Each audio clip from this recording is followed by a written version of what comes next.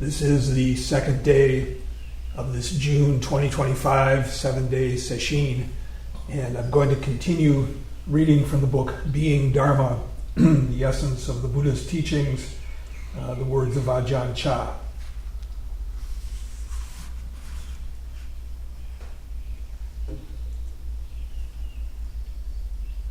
I'm going to pick up where we left off yesterday.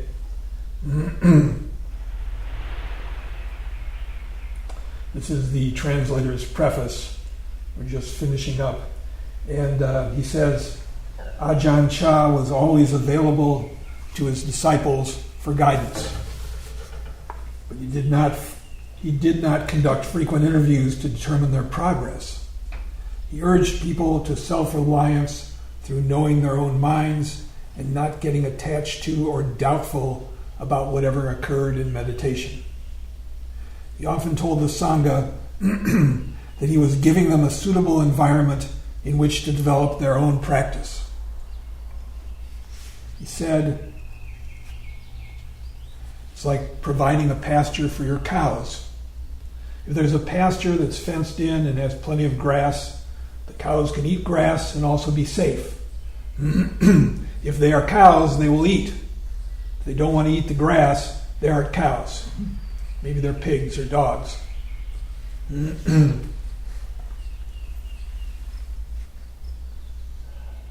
Sesshin is also a pasture full of grass. Everything we need is here for us.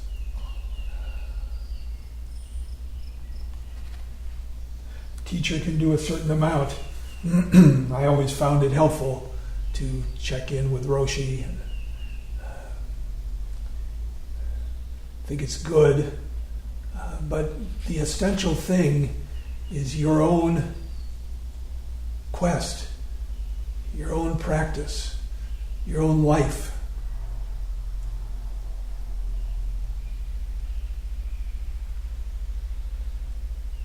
In Buddhism, we rely on our own efforts.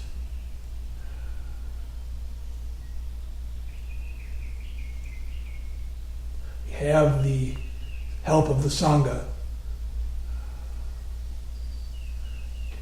But unfortunately, we have to do most of the work ourselves.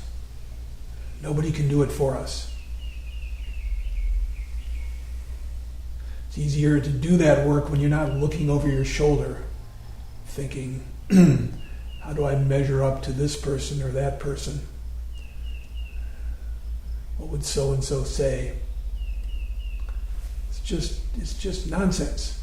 Froth.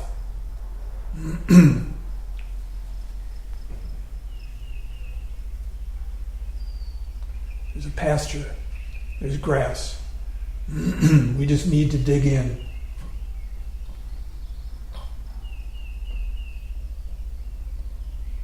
Further on, the translator says,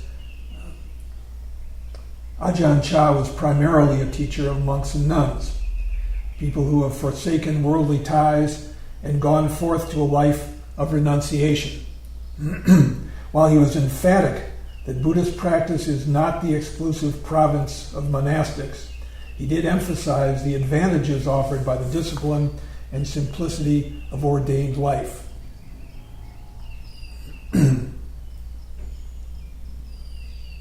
Living in a monastery that is following the canonical discipline, one refrains from all harm. Well, I would say one attempts to refrain from all harm, and one is aided by the rules, by the guidelines.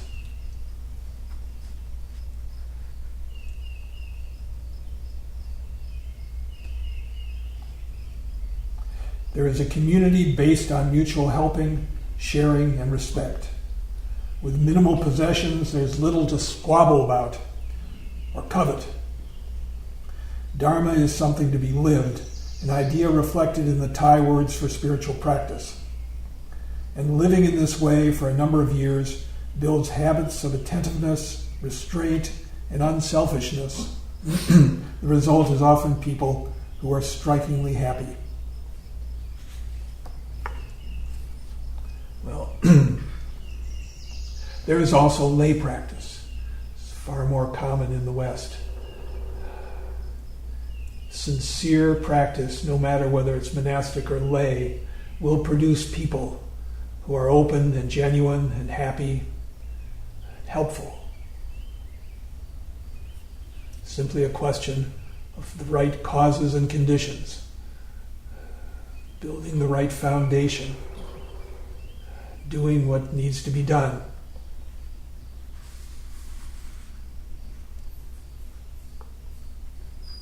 He goes on, sometimes Ajahn Chah may sound moralistic to Western ears in talking about such things as heedlessness or refraining from evil, for example. The Buddha explained evil as that which harms others, harms oneself and others. And he called heedlessness the way to death. When we took the precepts, which we do twice a year in the fall and in the spring, we always include the three primary, the basic precepts: to do good, to avoid harm, to liberate all beings. That avoid harm was, for many years, avoid evil. And because that strikes Western ears with a sort of Christian moralistic tone, and because really the basic reason to avoid those things is not to cause harm to oneself or harm to others, we changed that. Roshi changed that translation, and now those of us who learned the old way stumble over it every now and then and say evil instead of harm, which hopefully doesn't do too much harm.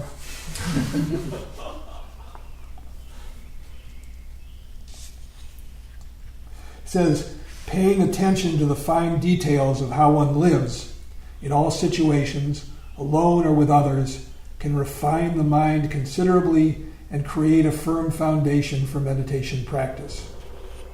I think this is an overlooked point. The value of consciously reflecting on your life, looking at your actions, many of which we're not proud of, seeing ways that we've caused harm or the ways that we've done good. Just to spend a little time looking at that. There's a tendency to think, well, all I need to do is zazen.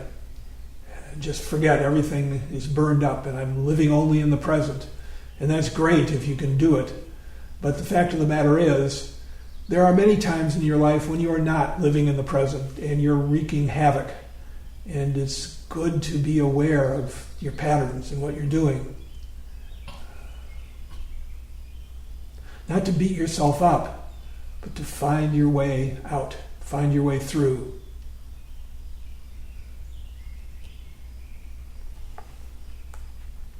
See what underlies that, what the assumptions are.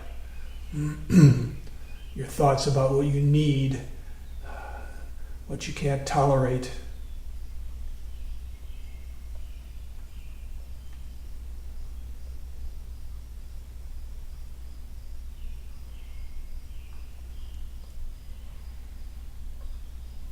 Talk of good and evil may rankle us due to habit, perhaps the result of too many joyless Sunday school lessons.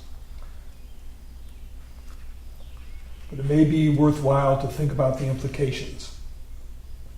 Ajahn Chah speaks repeatedly of the need for moral conduct, but it is for the purpose of creating a relaxed mind and a harmonious living environment, not in response to commandments handed down from on high, the violation of which is met with punishment. As with all of his teachings, his instructions on morality and virtue have a practical purpose and do not involve taking anything on blind faith. He also speaks of the necessity of transcending both good and evil, but as in all schools of Buddhism, there is the need for close attention to them, not only at first, but almost all the whole way through the path. A lot of harm has been done by so-called enlightened teachers, masters, who justify their actions as being beyond good and evil. Crazy wisdom.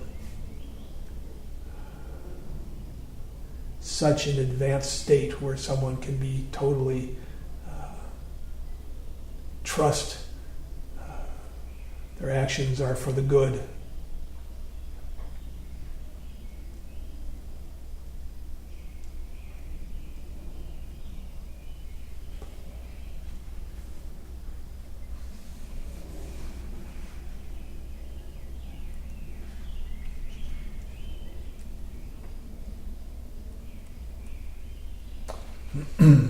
Okay, I'm going to skip ahead, and now we'll be reading directly from Ajahn Chah, who says, the Buddha said, that one who sees emptiness, the Lord of Death cannot follow.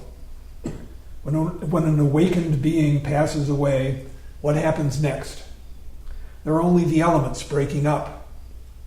There is no person or self, so how could there be death or rebirth? There are only earth, water, fire, and air dispersing. The Lord of Death can then only follow after earth, water, fire, and air. There is no person to follow. Likewise, if you are looking for a solution to problems, there will always be problems because there is a you. When there is no person, there are no problems. There's no need for solutions because there are no problems to solve anymore and no one to solve them. But if you believe that you die, you are going to be reborn.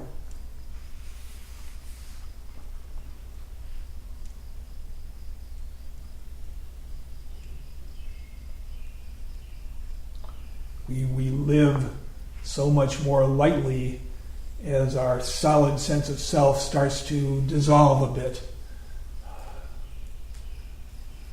Self-importance, resentments, and anxieties fade away when the sense of self isn't so strong, so inelastic. You can't just make up your mind to drop your attachment to this fictive self, but you can do zazen. You can let the mind rest. And gradually, through the alchemy of practice, begin to be a little lighter. You can see it in people who've been practicing for a while.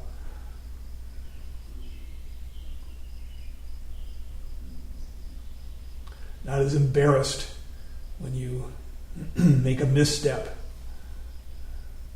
It's actually wonderful not to have that same intense need to be justified, to be okay, to be acceptable. Sheng Yen says, just be a good for nothing.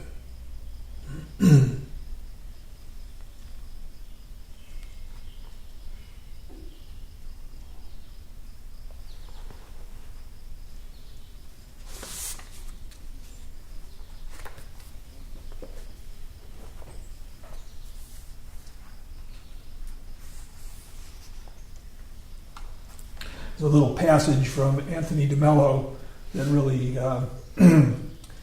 touches on this from the book Awareness, The Perils and Opportunities of Reality. De Mello was a Jesuit priest. Many of you have heard me read from him before.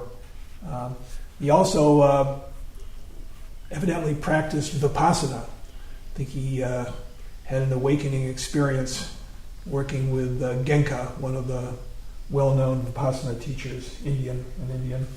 And de Mello himself was born in Goa, in India, and a Catholic priest, a Jesuit priest.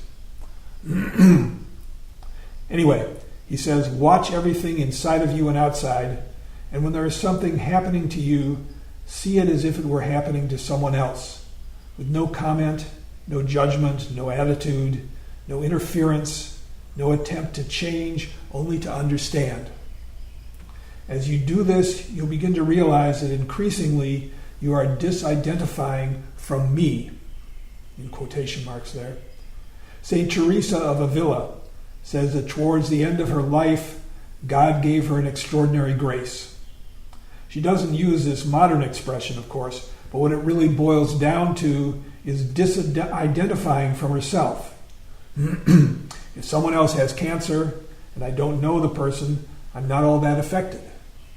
If I had love and sensitivity, maybe I'd help, but I'm not emotionally affected. If you have an examination to take, I'm not at all that affected. I can be quite philosophical about it and say, well, the more you worry about it, the worse it'll get. Why not just take a good break instead of studying? But when it's my turn to have the examination, well, that's something else, isn't it? The reason is that I've identified with me, with my family, my country, my possessions, my body, me. How would it be if God gave me grace not to call these things mine? Not to call these things mine. I'd be detached. I'd be disidentified. That's what it means to lose the self, to deny the self, to die to the self.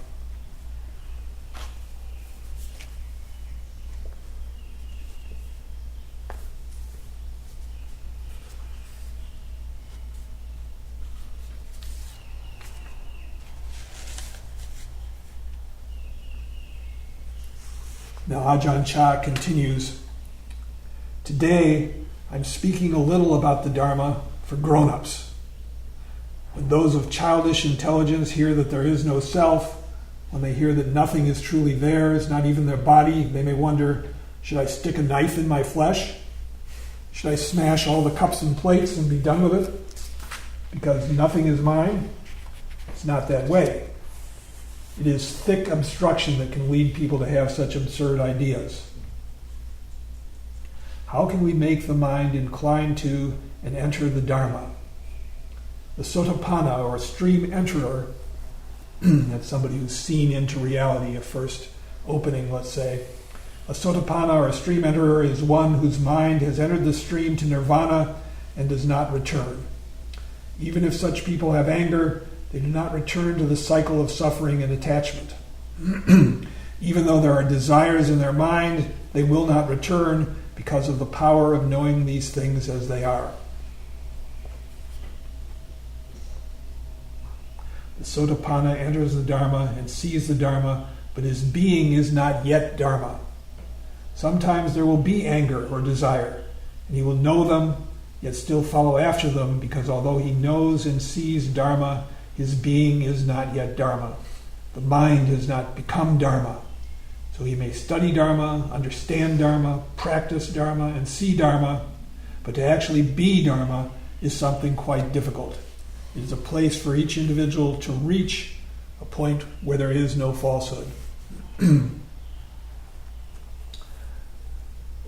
Not sure how useful or truthful it is to say that once someone has had some insight that they will inevitably progress. See a lot of people who have a one-sided insight into the nature of reality and go astray. It's really, it's a continuum. And it's a continual process. I know when I was young and working at this practice, Roshi told me once, John, you just want to grab Kensho and run. That was Roshi Kapleau. And he could see that because that's how he was when he was practicing in Japan.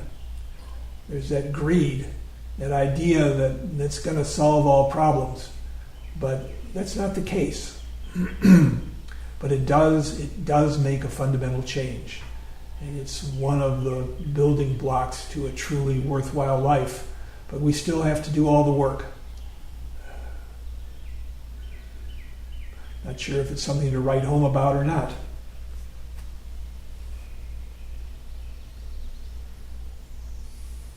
But when Ajahn Chah talks about actually being Dharma, maybe compare that or say that's the equivalent of somebody coming to full awakening, which is exceedingly rare. exceedingly rare. And of course, you've probably all heard that in Japan they say even the Buddha still working on himself. We're all a mixture of this perfect nature and our frailties, our desires, our delusions. Sand in the rice. Ajahn Chah says, we are all like birds in a cage. No matter how fine the conditions in the cage, the bird cannot be content. It will always be restlessly hopping about, wanting to be free. The wealthy and the privileged are no better off. We could say they are doves in a gilded cage. You could also say, in a way, it's worse for them. There's a clinging to wealth and status and success. It's a very rare person in such a fortunate circumstance that turns wholeheartedly to spiritual practice.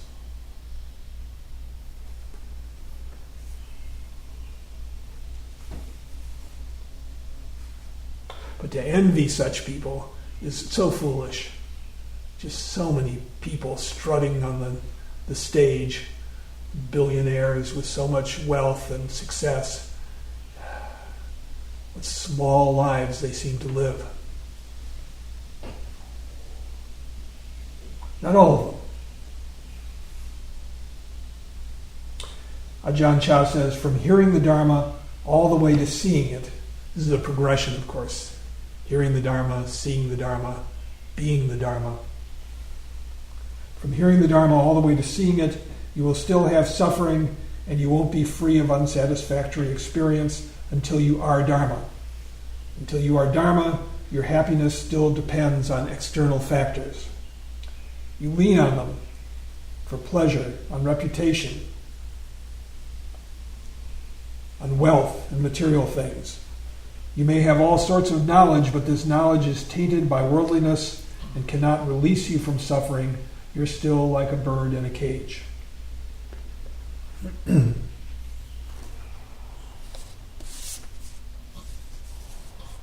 Going back for a moment to Anthony DeMello, he had an experience that he recounts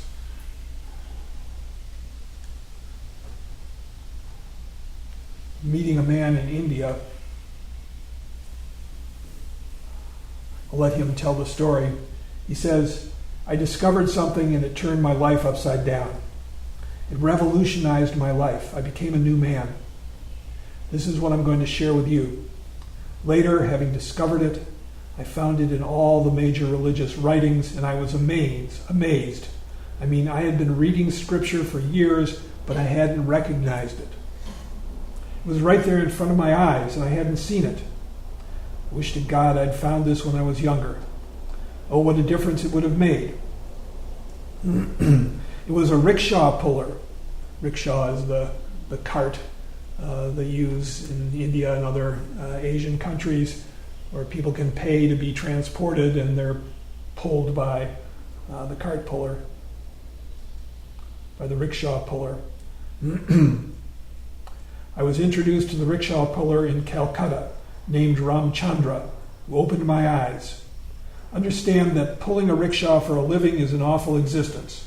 It's back-breaking work, and the lifespan of a driver is only 10 to 12 years once they begin pulling the rickshaw.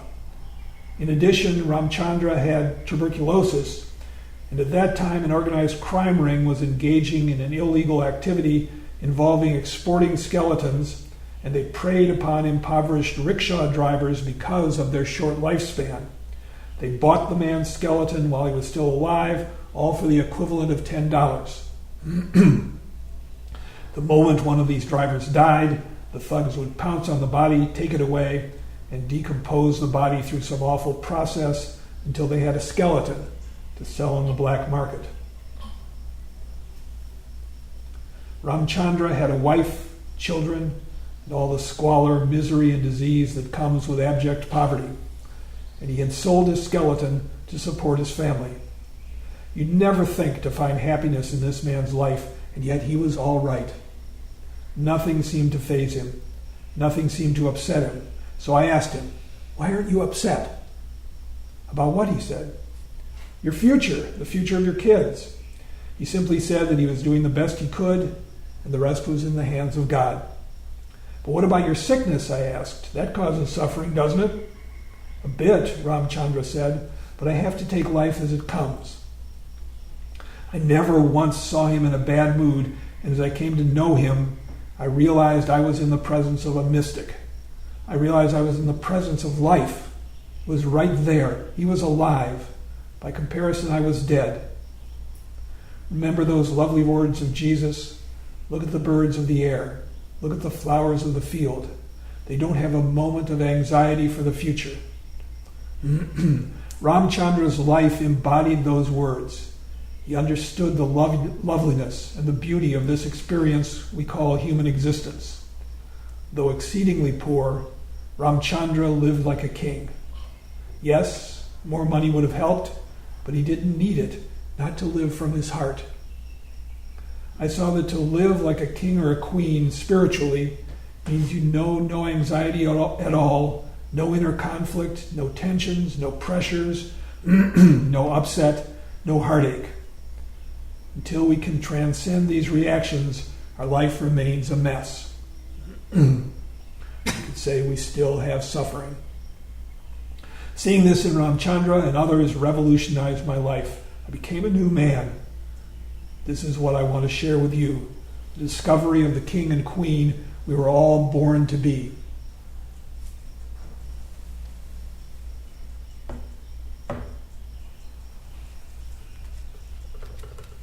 It's amazing that there are people like this in this world. It seems there's always, no matter how far down things seem to go, there are always people who move gracefully through their lives. His heart is straight and pure. They're model for those of us regular people.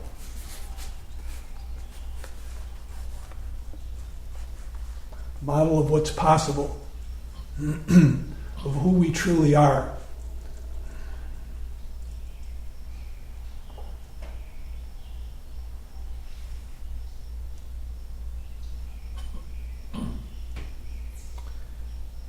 Ajahn Chah goes on, the correct practice of Dharma is derived from a teacher who received it from another teacher and has come down in a long lineage this way. Actually, it's just the truth. It doesn't reside with any particular person. If we respect the person of the teacher and only act out of deference to him or her, this is not Dharma. We will practice as if doing a chore or fulfilling our duties because we see the teacher around, and when he or she is gone, we slacken. It's like working in a factory. We work for the company that owns it. We don't really like the job, but we do it to get money. We take it easy at every opportunity we get. That is the way people tend to be. Relying on a teacher out of respect is one level of practice. But then we ask, when will we see the real Dharma?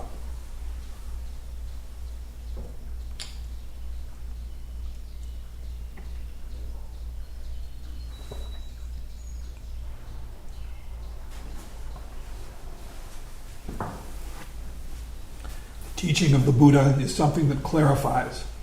It enables humans to enter the stream and see themselves. When we see ourselves, when we ourselves see, we see Dharma. Seeing Dharma, we see Buddha. Then we have entered the stream. Say we see that our true self is no self.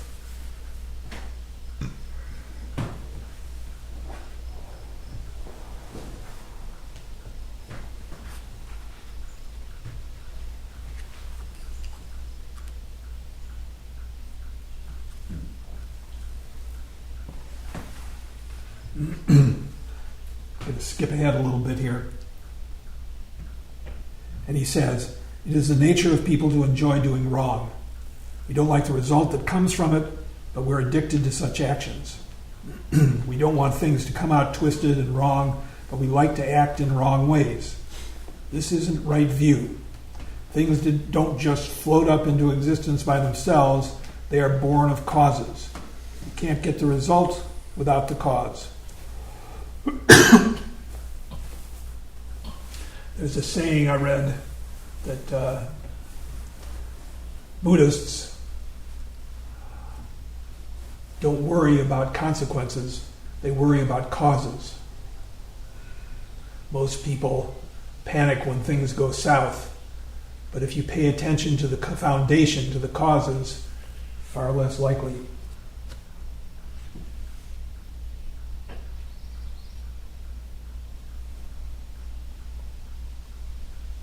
We want to work a little and get rich. We want to realize path, fruit, and nirvana. This is a Theravadan construct. The path, the fruit, and final full enlightenment, nirvana. But we don't want to do strenuous practice. We want to gain knowledge, but we don't want to study. We want to pass tests without applying ourselves, so we go get sprinkled with holy water from Longpur. That's his familiar name, Ajahn Chah. What's the purpose? What will the water do? It's necessary to work hard and hit the books. But people are like this. Well, they may get a little inspiration from the old monk spraying them with water, but in the language of common folk, it's called not reaching the Dharma. That is one level. In practicing Dharma, there must be causes and results. Those who really apply themselves can put an end to doubt and can resolve and finish with problems. Like the compass needle that always points true, we may enter the forest and think east is north because of our confusion, but the compass is always pointing out the right direction. This is the nature of Dharma. We call it Sakha Dharma, or truth. So practicing according to the way of the Buddha, there is no wrong. There is no wrong in the cause and no wrong in the result. There can be right view or there can be wrong view. Whichever there is will be the root of your practice firmly clung to. There are just these two kinds of path. But when you have wrong view, you do not realize that it is wrong. Rather, you will think it is right and good. You cannot see, and things will not go well. Of course, it's not a simple duality, right or wrong. There are all kinds of wrong views we hold, ideas of acquisition and greed for experiences, comparisons that we're just habitually making that are part of wrong view. Hopefully, in the course of practice, these begin to drop away, but they can have a big effect on our practice. It's like driving with the brakes on.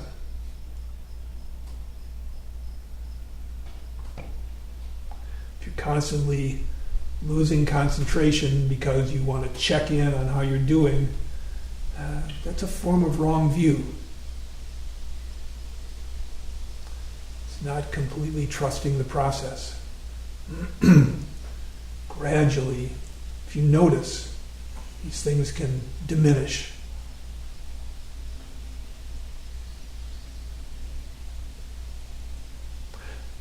When the brakes are no longer on, then we can move easily and freely.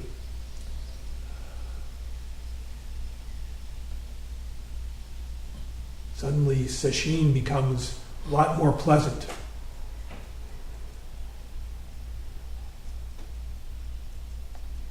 It's a matter of laying a good foundation, keeping at it, working at it, putting in right effort.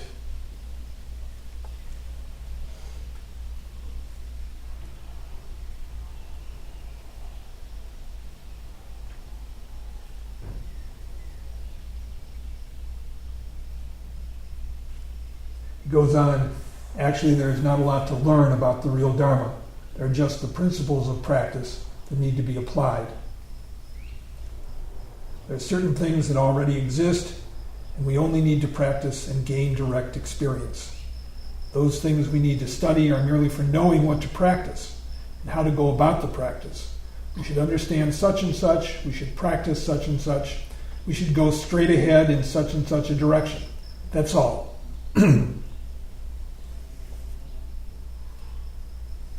Simple but difficult.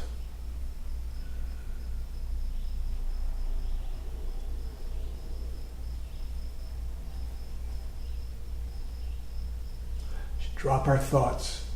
We should return our attention in the moment. We should be in the moment.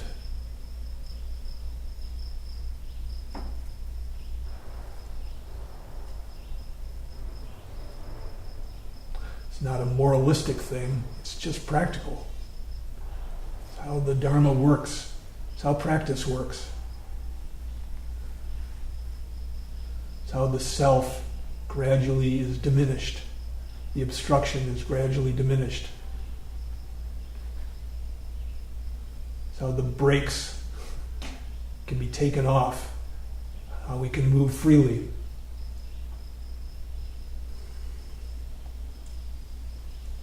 Really a good metaphor for dukkha, driving with the brakes on. Sure, it's familiar to everyone. It's familiar to me. There's a lot of different ways of describing dukkha or suffering. Roshi's favorite is hard butter on soft bread. The word originally comes... original meaning, or the image that comes with it, with the Sanskrit word, or the Pali word, whatever it was first, is a cart, the wheel of a cart that's lopsided. The cart sort of thumps along. This is what our life is like, constantly running into difficulties, problems.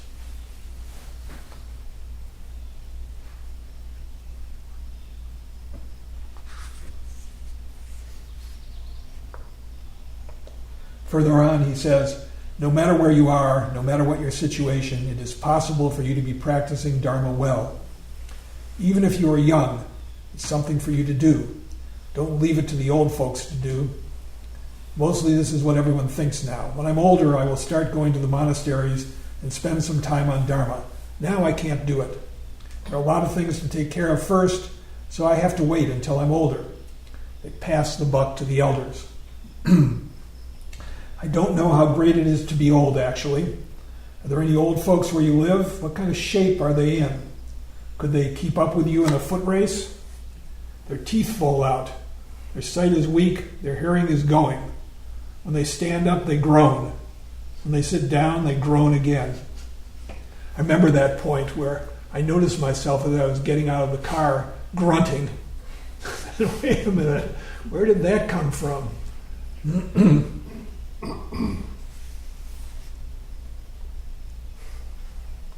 Yet when we're young, we like to think, when I'm older, I'll do it. Somehow we get the idea that in old age we will be energetic and robust. Old Mr. Kim in the village here used to carry big planks around when he was a young man. Now he has to lean on a cane to walk. Life is like this, so don't get these funny ideas, please. It is so common to put off practice. Because there's more time, isn't there? But it's so common to put anything off, anything we really want to do, until one day we realize, oh, I guess I never did that.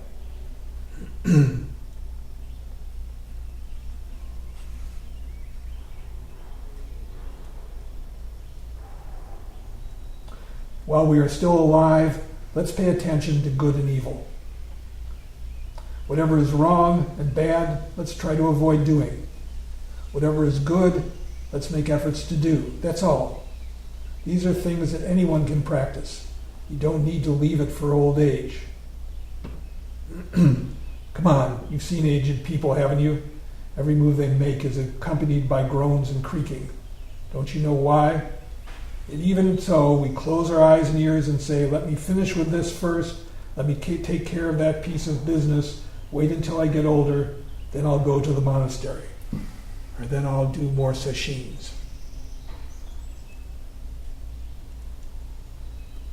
When you're old, it's hard to sit for long. Listening to teachings, you might not hear clearly or understand well. So don't wait for old age. Practice steadily and continuously. Before old age comes, you have youth. It's not like you are old and then you become young. It only goes one way. Truth is, you've been aging from a long time back. You probably have the feeling that you're young people, but as soon as you were born, your aging began. You could say it began even in your mother's womb. As you grew there, you became older than you were previously. Then birth occurred. If you hadn't aged, there would have been no birth. You would have it would just have remained in the womb. Then as you grow bit by bit from infant to child and on, it's more aging. So by the time you've reached this point, you can certainly say that you are old. You don't feel old and you don't see it. But if you hadn't aged, you wouldn't be at this stage of your life now. It's better to think that you are old already, and then you will feel the importance of having real Dharma practice in your life. Then eventually nobility and virtue will result. You should begin with virtuous ways right from today when you are relatively young, and later on you will certainly have well-being. Creating good karma in the present, there is no miserable result later on. It's a good principle to follow. Actions that bring distress later on are those you can avoid. Good things to give careful consideration in your youth. But if you have the idea that you must deal with different pressing matters before you can practice Dharma, then there will likely never come such a time.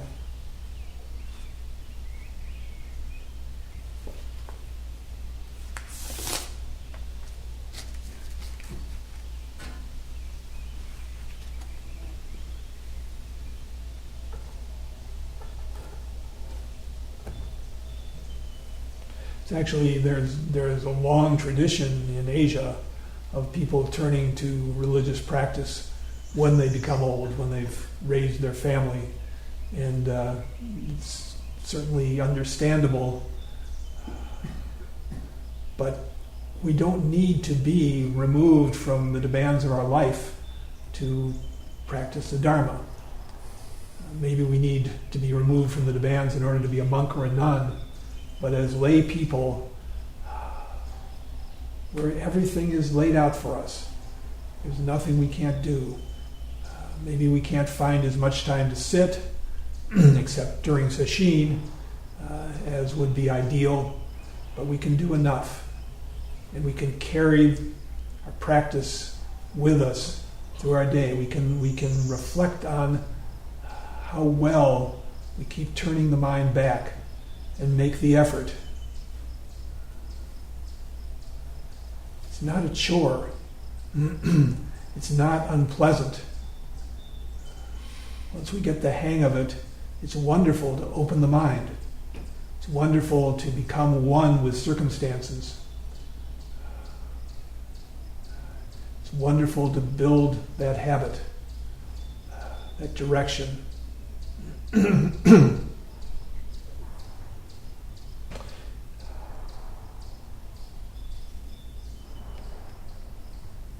Not that you should do it, it's that if you do it, it has an effect. Cause and effect, causes and conditions.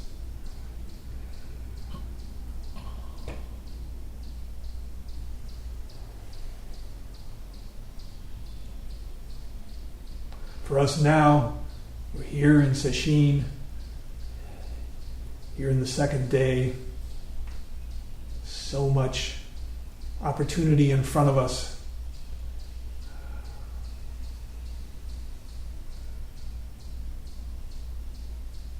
Just make up your mind to remain open, just to look directly. Don't go off on thought trips. Don't spend your time criticizing yourself or criticizing others. See what it is.